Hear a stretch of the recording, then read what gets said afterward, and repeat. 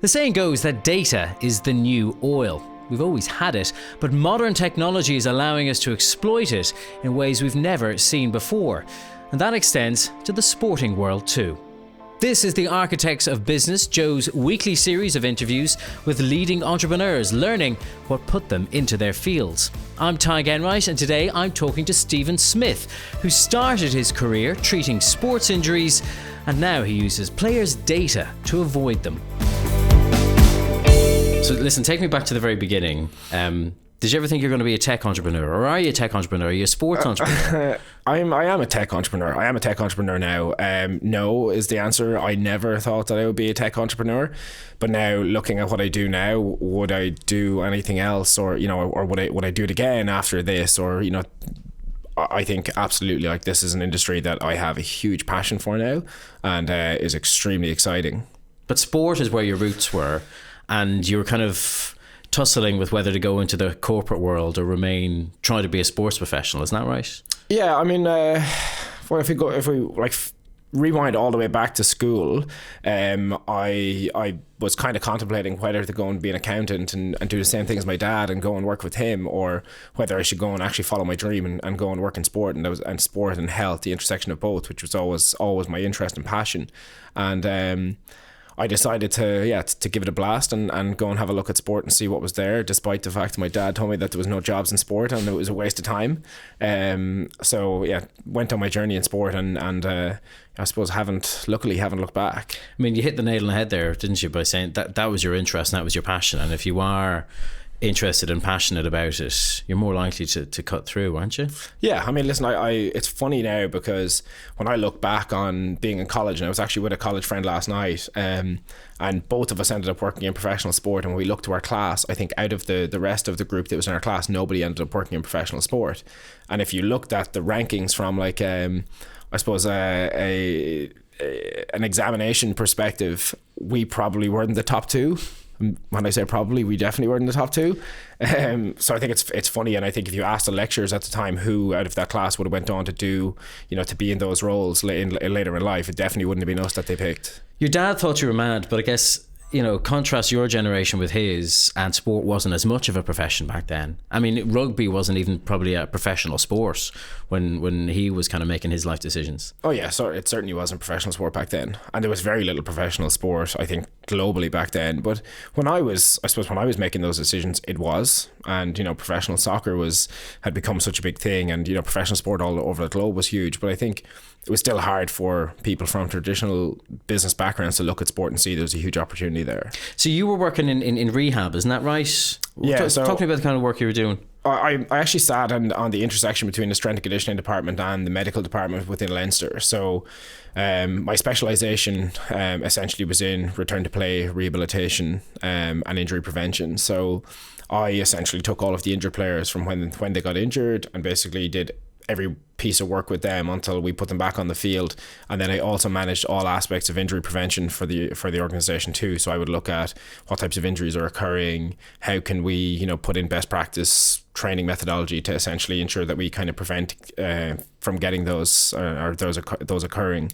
So when you talk about looking at the injuries that were happening, or the kind of the profile of injuries, is that essentially like you were doing an analog version of what you're now doing digitally? Is that a fair kind of characterization? We would just profile out though at the time, okay, well, we've had a spate of knee injuries or hamstring injuries or things like that, and then we would go and do some research and see what medical research or literature suggested are the best preventative methodologies to actually for these types of injuries, and then we would go and actually put those protocols into place and actually train the athletes using those. Okay. So it was kind of like what we were doing today, or it was a very early version of what we're doing today as a company. Just explain then for our listeners what it is that Kitman does, because I'm sure you've been asked to give this explanation a million times, but it's it's pretty techie, pretty in depth. What's your version of it? Yeah, so we provide analytical software that help teams to understand how to improve performance and how to improve health, which I know sounds it's certainly an oversimplification, but everything that we do and all of the tools that we build either help teams to understand how do they actually get their athletes, get more out of their athletes, get them to improve what they actually do on the field or in competition, and then how do they actually change how they manage their athletes day to day to keep them healthier and avoid unnecessary injury. So that's the kind of the top level explanation. Yeah. What about what it means for the teams on the ground? What are you actually doing for them? Yeah, so we provide a number of different tools. So tools to collect and ingest all of the data that they're collecting today. So they collect everything from like how the athletes move to how the athletes have slept to, you know, everything that they do on the field, to their heart rate data, to psychological information, to, you know, all psychological information. What kind of stuff are you looking at there? All sorts. They're looking at like the mood state of the athletes, stress level of the athletes, like energy levels, freshness, like there, you know, there's a huge amount of psychological tools that historically would be used in sport quite frequently, and we have digitized many of those different types of methodologies, and then they actually collect and collate that data from the athletes. I've seen some of your promotional videos, and it all looks very kind of Hollywood and like SFXy, where you got all these cameras kind of monitoring movements, and that's the kind of the how it works. Yeah, that's part of it. I mean, listen, the overall concept of what we're trying to do is to understand the demands that you place on human beings. So all of the activities that we actually perform and then how they're actually responding. So it's not just about how they move. It's not just about how they slept. It's not just about how many tackles they made in the game. It's not just how many reps they performed at a gym. It's absolutely everything. So we're trying to encompass all aspects of what actually happens with a human being and then understand how are they responding. And does it work? Yeah, it absolutely works. Thankfully, it works. Give us some sitting proof. here. Come on, give us some proof. Yeah, I mean, listen, I think over the last year, we've had 10 teams across 8 different sports who've all had more than a 50% reduction in days lost to injuries. That's pretty phenomenal. We had an NFL team that had more than 1,000 days less lost days last year. And if you look across what's happening in the NFL from an injury perspective, most other teams are going like this. And these guys more than cut their days in half. And we're seeing that's not just in that scenario. We're seeing it in AFL, we're seeing it in rugby league, we're seeing it in rugby union, we're seeing it in in football, soccer. It's it absolutely works. But I'm guessing lots of injuries are happening in training as opposed to during gameplay. So are there times when you're kind of clashing with coaches and the trainers about how hard to work the guys in the pitch or the girls in the pitch? I think that's always the expectation. When you tell people what they do, they're always like, oh, well, you must be going and telling the coaches to rest athletes. And actually what we're finding is that we are more often telling them that they need to do more with athletes than actually the fact that they need to do less. And that may seem weird, but if I think back to when I first started with Leinster, our only methodology for understanding how much work the athletes was doing was basically a stopwatch and a whistle. So we had a stopwatch and we would start it, boys would train, we would finish up, we knew how many minutes they were on the field. And that was the only mechanism we have to understand the volume of work they were doing. Today, these athletes wear wearable sensors that collect hundreds of metrics. So you think about it, 10 years ago, we had one tool to decide whether somebody was doing more or less. Now we have hundreds of metrics. And simply because of the fact that we have more data, teams are making more decisions because now they can track accelerations, decelerations, high-speed running, change of direction, and they see changes in all of these different metrics. So they decide, okay, well, wow, he's done way more, we should pull him back. And actually what's happening is we've created this in sports science, we've created this culture of over-decisioning. And that means that we're intervening when we actually don't need to, because just because somebody's done more acceleration doesn't mean that they're at more risk. But have there been times where you've clashed with coaches or what coaches were doing or what their methodology was? I think we certainly challenge people's mindsets. So, for example, we were asked to come into a team last year that we didn't work with, a professional soccer team. And they had a new coach who'd come in and they had a spate of injuries and they wanted to prove to the coach that how he was training their athletes essentially was breaking them. So they gave us all of their data. We went and analysed it. And actually what we found was the complete opposite. So we found that when they did higher amounts of high-speed running, higher amounts of change of direction in training, that actually they had less injuries. And their thought process was that actually he's coming in and he's overworking them and they're breaking. So the coach was right, but the management was wrong. Yeah, the backroom staff in that scenario actually had the wrong idea. And the reason it was happening was that coach wanted to play a very, very high intensity game. He wanted to play an extremely high intensity style of football. And that meant that their training methodology needed to change to support that. So their previous manager played a different game and they were still training in that mindset. And actually they needed to adjust their mindset, because if an athlete has to get out in a game and actually perform like that and do a huge amount of high speed running, they also have to do that in practice, because they can't just show up on game day and do that. They have to actually be trained to be capable of performing like that. Okay. You've got lots of really big name sides that signed up with you. Just what are your own favourites? Well, I can never pick favourites, obviously, but we've had 2 teams over the last week that have actually been hugely successful. So Leinster obviously doing the double at the weekend, which is a team that we're very, very proud to be associated with, and then Saracens in the UK won the Premiership Rugby as well. So, you know, over the last week we've had 2 teams that were crowned champions on the same day, which is huge for us, and great for our organisation to be associated with successful sides. But at the same time, even though, you know, you claim to have all the data that answers all the questions, the sign up is not universal. I mean, do you think you're just kind of part way along a journey, or convincing some skeptical teams that it's worth the investment? Yeah, absolutely. I mean, like, what we're doing is new, and there's an onus on us to actually educate the market as to not only why this is important, but how it works. So, like, one of your questions to me already was, does it actually work? And everybody's like, oh, well, you know, numbers can't predict everything, and that's not what we're doing. So there's a lot of companies that are in, you know, coming into spaces like this. There's a lot of money involved, so there's a lot of noise and a lot of hype. And over the last 10 years, you know, the Moneyball era in sports, you know, if we're to believe all of the hype and the marketing and PR around this whole industry, there should be no injuries left to prevent, because there's so many companies that are predicting them all. And what we're doing is very, very different. We do not build black box algorithms where we have a secret formula internally that solves this problem. We're a scientific company. We build research tools. So what we do is we basically build tools to take all of the data teams are collecting and relate them directly back with actual injury events. So it's not our opinion. It's not an opinionated modeling technique. It basically takes all your data, links it back, and tells you what happened. And you can go and change your practice based off that. Are there some people thinking it takes kind of the magic or the romance out of sport, that suddenly performance has been improved not by, you know, putting in the hard yards, by putting in the time on screens and tablets? I actually think it's the complete opposite. I actually think this brings the romantic side back to sport, because the last thing teams want is for their team to lose games because they have, you know, they don't have their best star athletes on the field. So, like, if you look at Spurs over the last 2 to 3 years, they absolutely should have a Premiership title. They just absolutely should have one, and they haven't, because they've missed key players over the last number of years that could have been the difference between winning one extra game and actually allowing them to lift the Premier League. And I think that's a shame. So take me back to 2012, when you were kind of getting things off the ground. How did you make those baby steps? Jesus, I actually don't even know at this point. It was It was a lot of different things. So I had finished my research, my master's research in Leinster. I was very passionate about this. I actually asked them to support us building out this product internally at Leinster, and they didn't have the funding to do it at the time. And I kind of sat on it then for about a year. I learned how to actually code myself.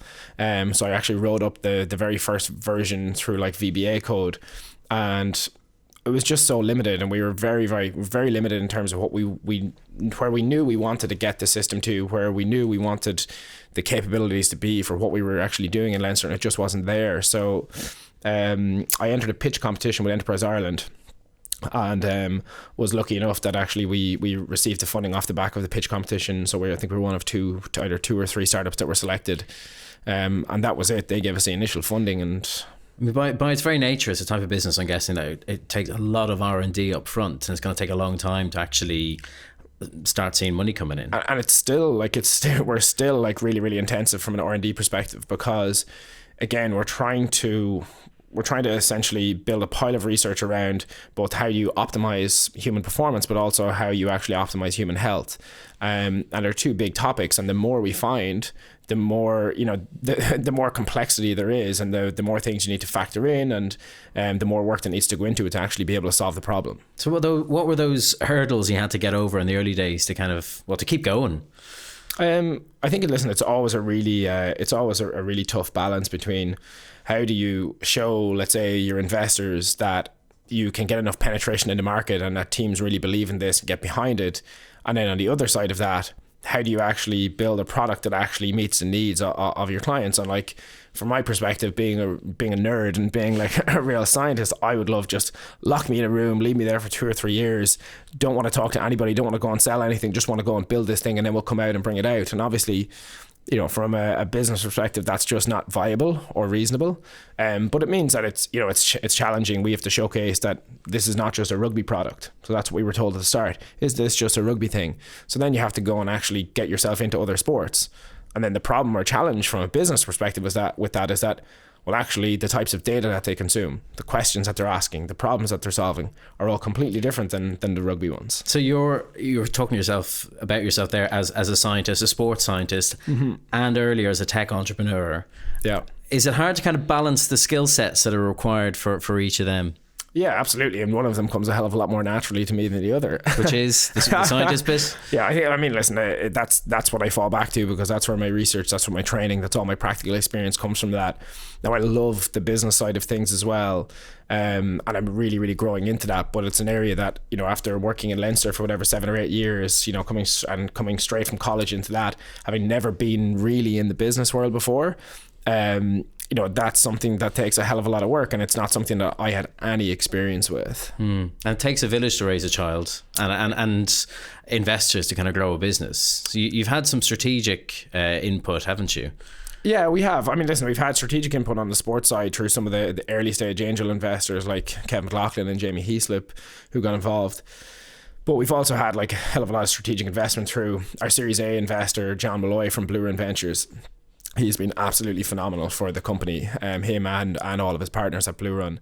And, coming from, I suppose, the background that I came from and entering the business world, going with an organization like that who would help to grow PayPal and help to grow Waze and, numerous other like really successful and high profile Silicon Valley based companies was enormous for us. What was that first meeting like when you met him and knowing what he'd done in the past? So when I met him first, actually, I had no idea.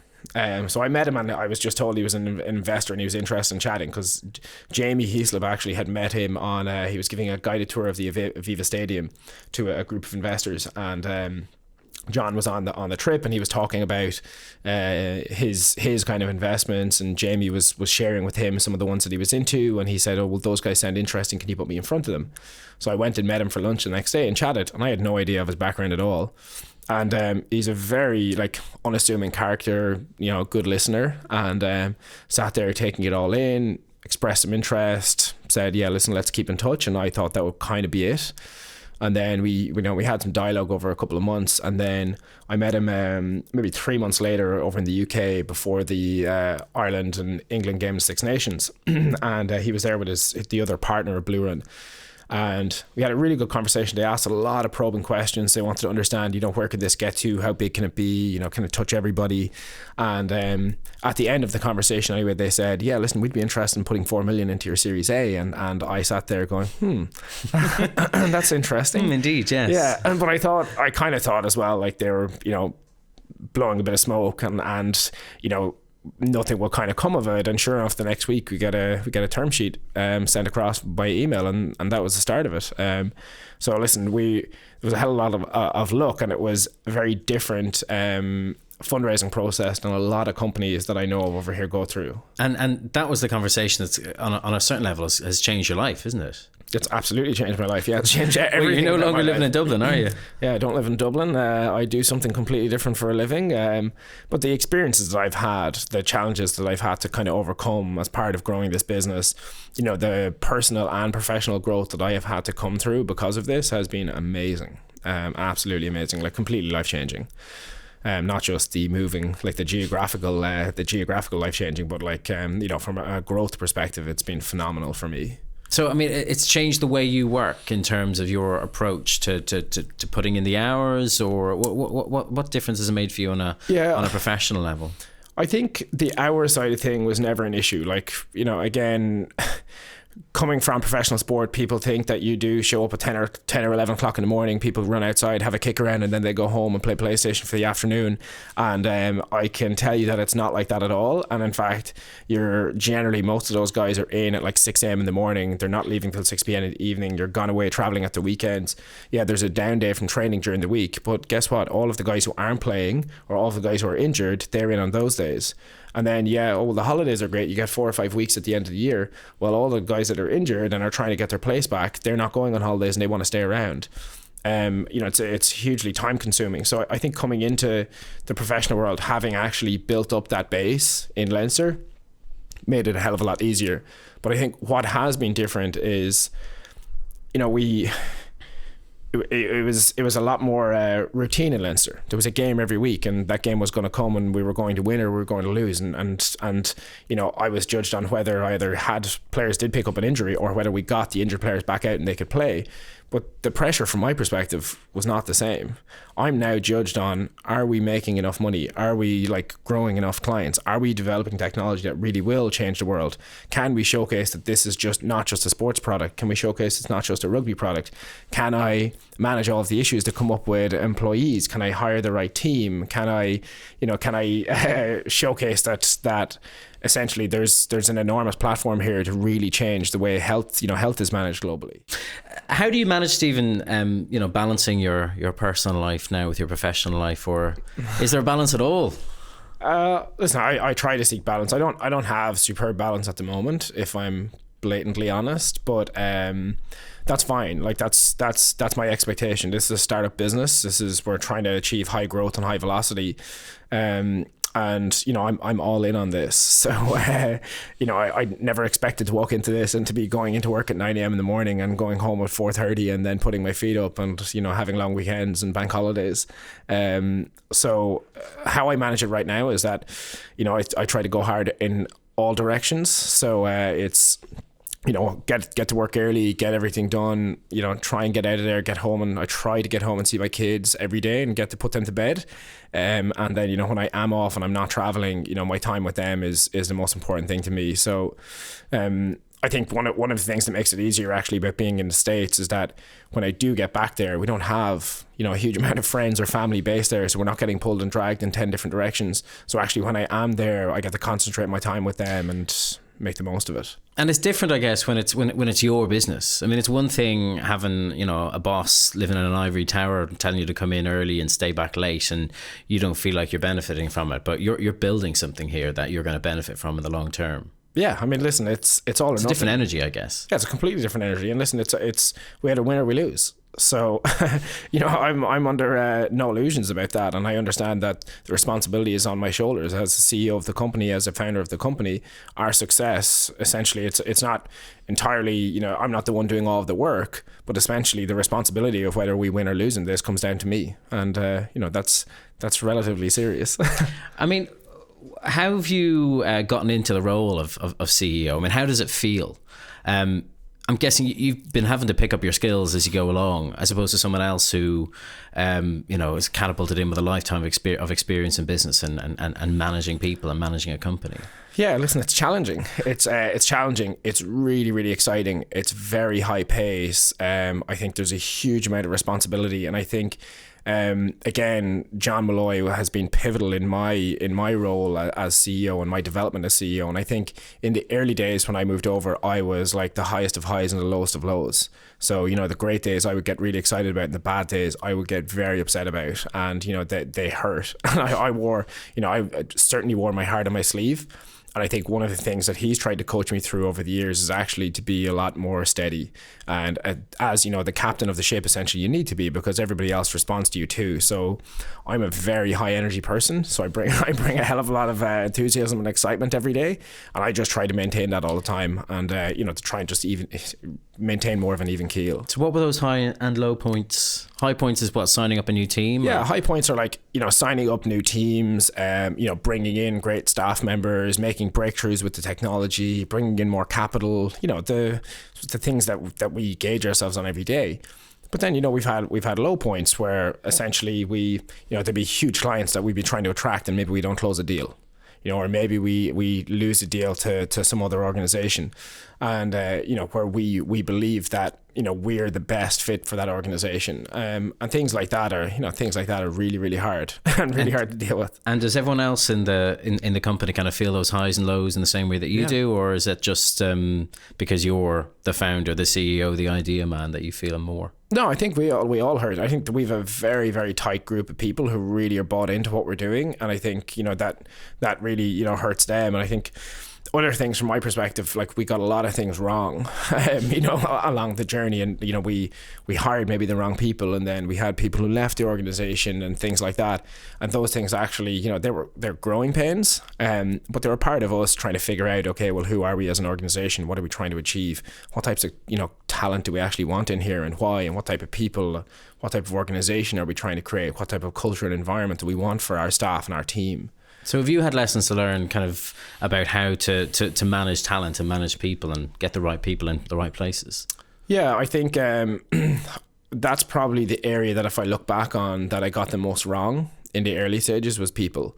I always had a belief that everybody says hire the best. So I always thought, well, hiring the best is like essentially going and getting the smartest people in the room. And if we're trying to solve these really nerdy scientific problems, we need to get the absolute smartest people in these core strategies or core areas. And essentially I was wrong. Like I was absolutely 100% wrong, because whilst we hired some really smart people, none of them could actually work together. And, they were really smart, but they actually didn't really care enough about what we were doing. And one of the learnings that I took from working in Leinster was that, well, when I first arrived there, they absolutely had the talent capital to be able to go and actually win, but they actually hadn't brought them together in a cohesive enough manner. So is that about the emotional intelligence of the individuals, or about the kind of the coach who rallies them and brings them together? I think it's probably both, but it's also like, having a shared mission. And I know people talk about it like having your mission and your vision statements. I don't care about mission or vision statements. What I do care about is, does everybody here in the room understand the direction that we're going and where we want to be? Does everybody here believe that that's the most important thing that they can do? And are they all bought into that? Or is everybody really on board with that or not? And does that mean something to them? And do they understand how can they actually influence that, and what piece of that is going to be them? And I think if they don't have that, if that's actually not interesting to them, and if they don't really care enough, or if they don't see that there's a piece of that for them and they can't actually contribute and move the needle in that, then it's pointless. I just wonder, are there any lessons from the work that you do, preventing injury on the sports pitch, in the corporate world, in terms of working too hard or not working hard enough, or pushing people too hard, or giving them some time off? Yeah, listen, I think there absolutely is. Just at this point in time, it's probably hard to understand that. And I think what you'll find is that it's exactly the same as sport as well, in that, well, injuries don't happen the same for everybody. So actually, why was Jamie Heaslip throughout his career so robust, and then why do you look at somebody like Luke Fitzgerald, who actually looked very, very different? And the reason for that is that not that one of them is strong and one of them is weak.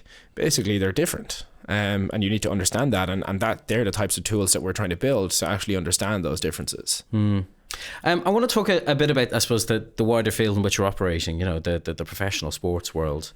You've come through the whole kind of, I'm guessing, Dublin schools, rugby leagues and the like. What do you think about what you're seeing there in terms of how hard young lads in general are being pushed? Yeah, well, I didn't come through the Dublin school system. I went to a country school, so I went to Roscrea, Cistercian College, Roscrea. So I was more of the mucker type scenario. But you'll know the scene. Yeah, exactly. So we did play schools rugby, and we're involved in that. Listen, it was serious back then. It's very serious today, and it's extremely professional. I actually got asked this question by somebody else over the last couple of weeks. Do you think that's really bad? I actually don't think it's bad at all. Like, there's guys that at that age know that they want to go and actually potentially be professional athletes, and probably know that they're good enough to be professional athletes. And for them to start their journey and start that training then, I think that's fine. Like, of course there has to be a balance struck with actually getting like a good education and ensuring that they do that, but by putting professional systems in place to make sure that their athletic development is managed really appropriately and carefully, I think that's a super thing for kids. Yeah, and I guess it's because not just rugby. I mean, rugby compared with a couple of generations ago is in a whole different league of athleticism now, but JOE.ie is not too far behind. No, but that's like, if you can put those, like, those processes in place to develop somebody really well, regardless of whether they become a professional athlete or not. You've helped them to understand how to manage themselves. You've taught them discipline. You've taught them structure. You've helped them to create a better version of themselves and be fitter and healthier. And the enjoyment and satisfaction and camaraderie and teamwork and cohesiveness they get from all of that environment. Like, there is no negatives to that, as long as, during that phase of their life where education and academia is so important, that they can actually balance both. But are they getting the right advice though? And is the infrastructure there to give them the right advice? Or are they taking their cues from, Instagram influencers and things like that? Listen, there will always be Instagram influencers. Sadly. No, listen, I think, like, I can't speak very much to the GA scene at the moment because I'm not involved, but I can speak to what we see going on within the Irish rugby setup. And this year we were actually used in schools rugby for the first time. So we actually had a pilot with 2 Dublin-based schools who used our system in that setup. And they replicated what would happen at the academy, sub-academy, senior professional level. And that showcases to me that there is an incredible level of professionalism being generated within that model. And I think that's a massive plus. If I was a parent of a child in any of those schools, knowing that our technology and tools were being used to help manage those athletes, and that much care and professionalism was being put in around them, I would be really, really happy. But the difficulty is that, you talk about that pilot being in 2 schools, and even if it's rolled out to all the kind of the major rugby schools, it's still probably going to be a minority of the population in general. And yet at the same time, you've got kids going out there, maybe taking supplements too young, training hard at the gym but doing the wrong things, and maybe not getting onto that that correct path, as it were, the path that you'd be able to put them onto. Yeah, well, listen, if you look back to 5 years ago, none of the professional teams had that in Ireland. It's actually amazing to think that within a 5-year window that the professional teams have implemented some tools like this, and that has got all the way down to schools rugby. Okay, maybe it's the elite schools at in the first pass, and that happens because obviously they're the production line for the professional game, but we know what we're working towards as an organization, and the bigger play for this is, how can we bring that technology to you and me? How can we bring it to all of the other schools? How can we bring it to the GA? How can we bring it to every sport?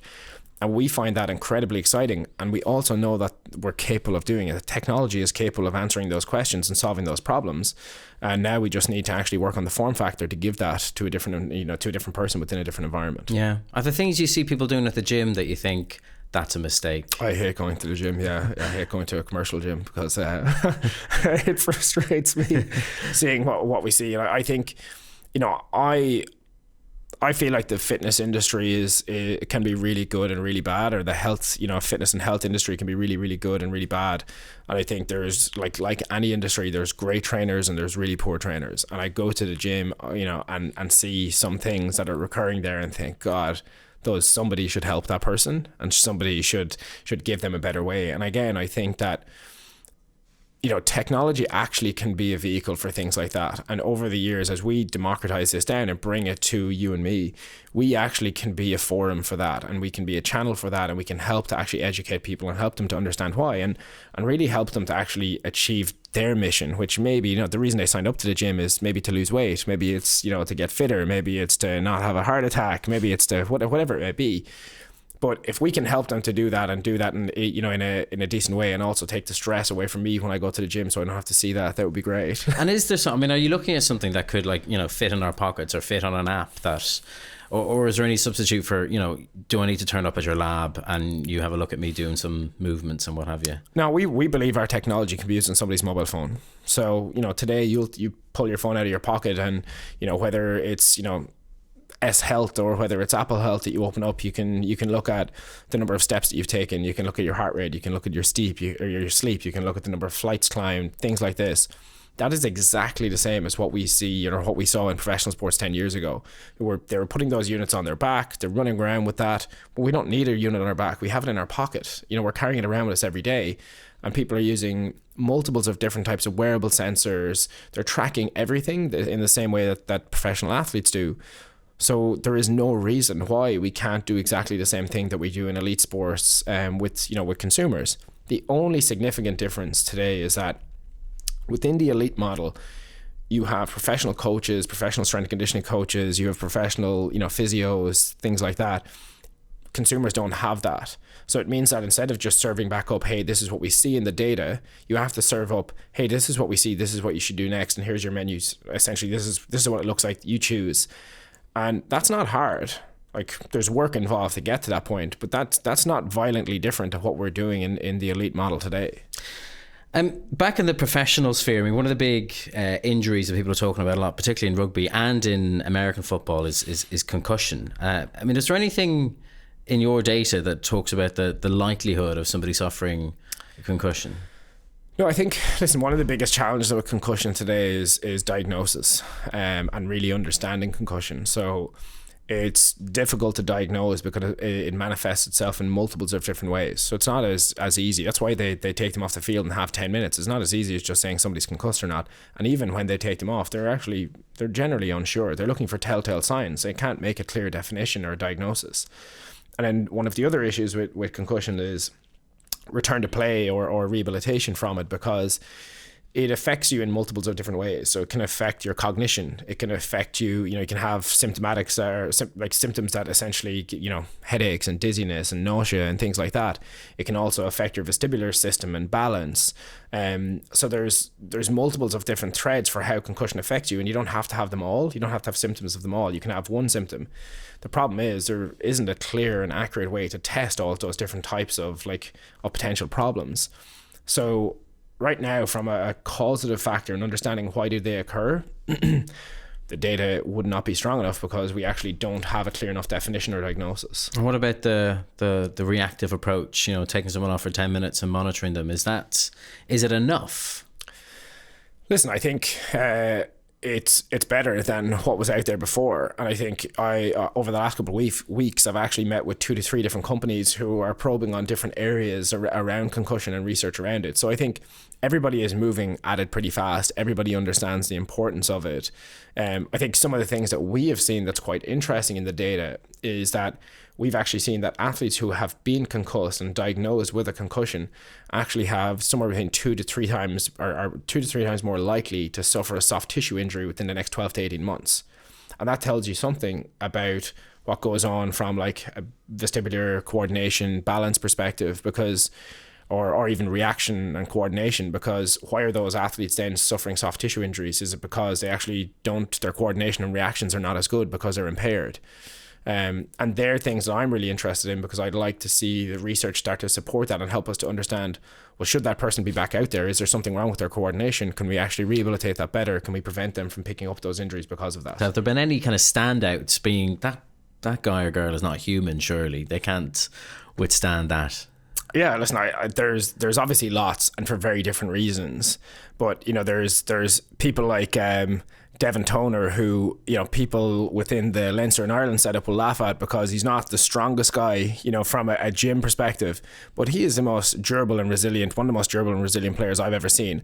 Like, the guy never misses a training session, never misses a game. He's been going for more than 10 years. And he's never had a single thing wrong with him. He just does not get injured. It's impossible to break him. And then on the opposite side, we have people like Cian Healy. Like, Cian Healy is an absolute freak. Like, Cian Healy would go and take 4 or 5 weeks off in the summertime. And years ago, when he would he probably wouldn't look after himself as well as he does now. He's a lot more mature now. But when he was younger, he would go and enjoy himself on his time off. And he would come back in first day of preseason. He would literally, fill up the barbells. You couldn't fit any more plates on. In fact, we had to get elastic bands to hold the plates on because you couldn't even fit a clip on. And he would squat that 10 times and he looked like he was going to jump it. And he'd be twice as strong easily as other players, and he wouldn't even have to work for it like that. So, I mean, your roots are in rugby, but now your technology has been applied to all kinds of sports. I mean, what's it like to take it from rugby to different codes and different leagues? Yeah, it's really exciting getting to see the technology being used so widely and across multiples of different sports I had no idea about years ago. But brands as well that are recognizable across the planet. Obviously working home here and working with Ireland and Leinster and Munster is huge, and then having teams in the UK Saracens and Bath and Gloucester and Harlequins, teams like that are huge for us to be involved in. But then going across to America and working with the New York Yankees, that is a logo that is recognizable everywhere across the planet, and hugely exciting for us. And teams like the Buffalo Bills, teams like the San Jose Sharks, the LA Galaxy, like these are, renowned across the planet. And then getting down to Australia and being able to work, we work across the NRL, we work with Port Adelaide in the AFL. Our technology is now in 29 different languages. We work with a team in Japan called the Toyota Verblitz.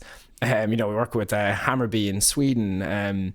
We just signed up a couple of German clients. Like, it's amazing for us to see it being used on a global scale. And are there different things you have to do for, the American teams, the American football teams, as opposed to Leinster or Munster? Yeah, absolutely. I think the thing about it is sports science is very much on a different scale within Europe and Australasia than it is in the US.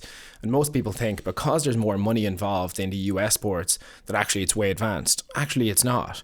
It's the opposite in that they've had a lot of money, so they spend a lot of money on talent. But actually the sports science and analytics stuff, this like trying to get these small efficiencies out of your team, that actually originated in Europe and Australia because we didn't have the money. So we had to be more efficient and scrutinize what we were doing more.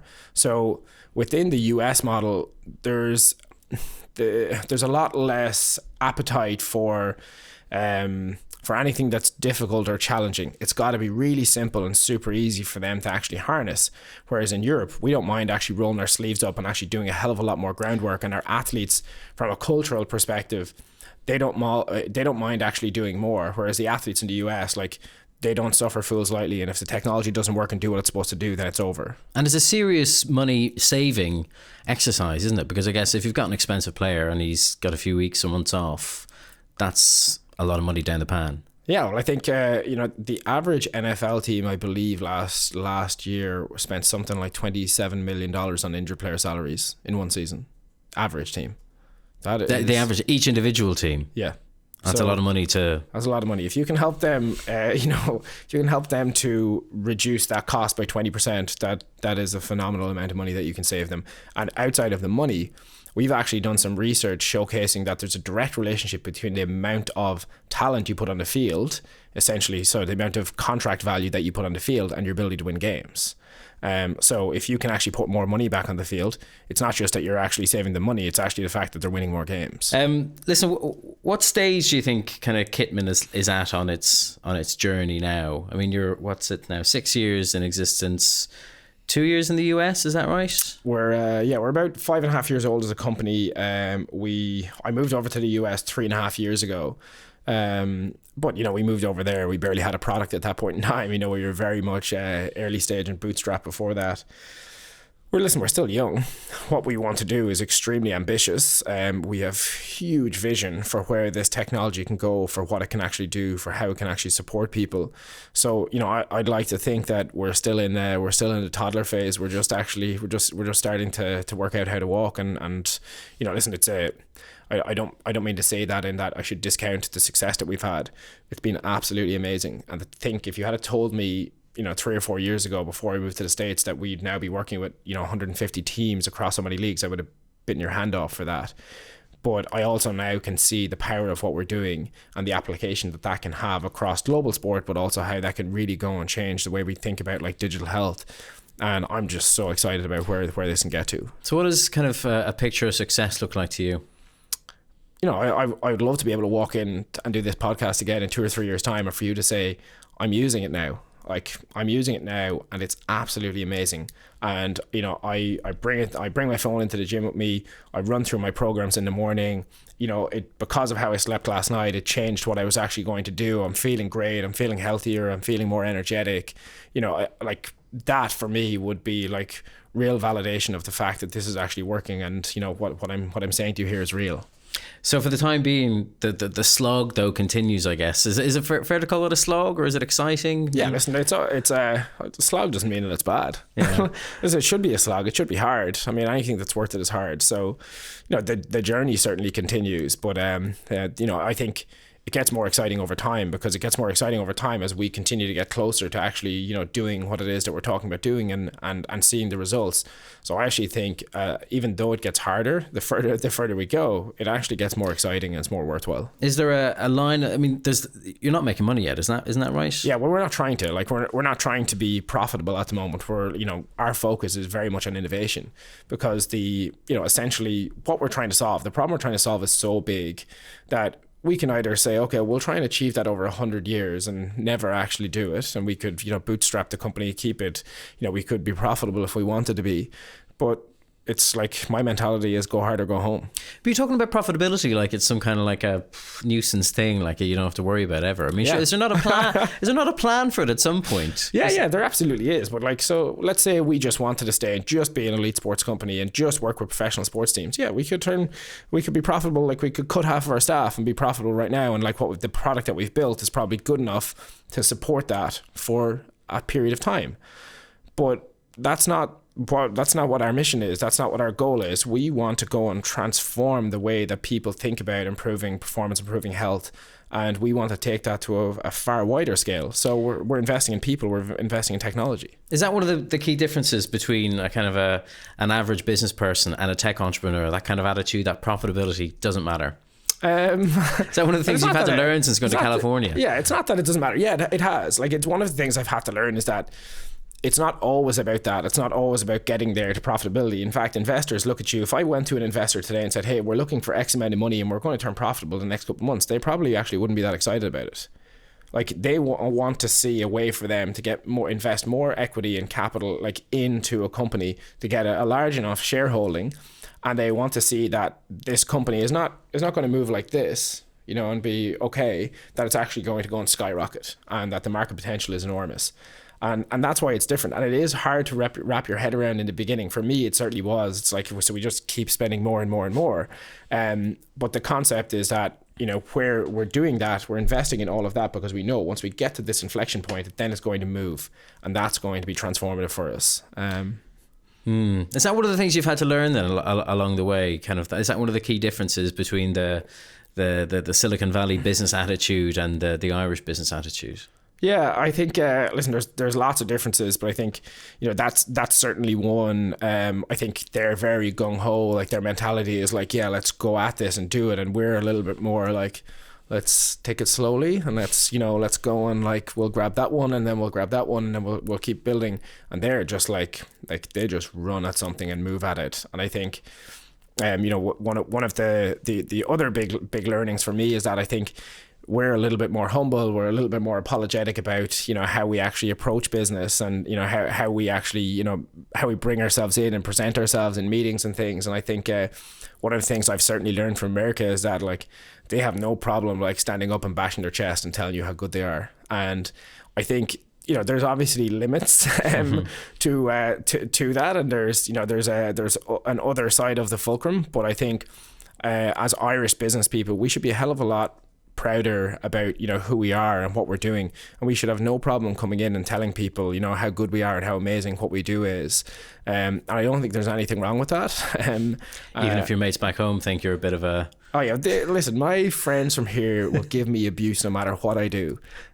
So they might as well do it about something different these days. So that's they might as well be abusing your success as your failure. Exactly, yeah. So I think not being apologetic in coming in and saying that we provide the best technology on the planet, that that our technology actually does work and that's actually amazing, that it's not it's not ideas, it's not it's not marketing and PR, that's actual fact and it's not opinion. And I feel great about the fact that we can say that now, and I'm not shy about telling people that. You're so deeply intertwined with this company. I mean, it's your idea. You've been seeing it through. You've been learning so much along the way. Can you ever imagine a time where you kind of relinquish the reins and pass it off to somebody else? I mean, listen, not at this point in time. And for me, it's not about relinquishing the reins. It's about actually bringing other talent in. I think one of the things that I have had to learn, pretty fast in a business like this is how do I bring people in with strengths and qualities that I don't have. I don't come from a business background. I don't have an education in business or things like that. So again, you know, some of the support that we've had from our investors was helping us to grow. And okay, well, what are the skills that are needed? You know, how can we bring in people that have scaled startup businesses before? How can we bring in people that have raised capital successfully before? How can we bring in people that have, you know, managed businesses or finance or things like this, or marketing, and brought products to market in very disruptive areas? So I think that for me has been pretty huge, bringing in that talent, and it's less about relinquishing the reins, but it's about, you know, shipping the responsibility for different aspects to different people. So can anyone do it if they got the right idea? Can anyone do business, or can anyone do what we do? Well, just build. Nobody can do what we do. Nobody can do what you do, but build something that you've done. I mean, you talk about not having been a business person, particularly business minded, and yet here you are sitting in this chair. Do you think there was something kind of in there that somebody awoke in you, or have you just simply absorbed, been a sponge for business advice? No, I think it's probably both. Listen, I you know, of course, I came from sport and things like that, and that's different. I loved business always, and I was always interested in like being my own boss. Like, you know, that was something that I think was in me. So I'm not surprised from that perspective. Tech was the surprise for me. But can anybody do it? Absolutely, they can do it. Like, yeah, it's hard, but like, you know, if you have the right mindset, if you have the right attitude, if you have the passion for what it is you're actually doing, I don't think you just wake up one morning and say, I'm going to create a business and I'm going to do it in this place over here. I think for me anyway, it's that burning desire and passion around what we're doing that really, really excites me and drives me. But like, I look around now and think like, could I do this again? Absolutely. Like, would I do this again? Like, after this, you know, journey comes to completion? Absolutely, I would. But like, right now, I'm so focused on like, you know, bringing this journey to where we wanted to go. Well, Stephen Smith, best of luck with the future of your journey with Kitman Labs. Thank you very much. Thank you for talking to us. Thanks for joining us today on The Architects of Business. Our programme was produced by Patrick Hawhey and all the rest of the great team here at Joe. Thanks to our sponsor, EY Entrepreneur of the Year. You can go to JOE.ie to learn more about the programme and the finalists for this year. Don't miss out on future editions by subscribing on iTunes, Stitcher, on Podcast Republic and on YouTube. And while you're there, you can check out Joe's other podcasts too, including the Hard Yards on Rugby, the GAA Hour, and our movie show, The Big Review Ski.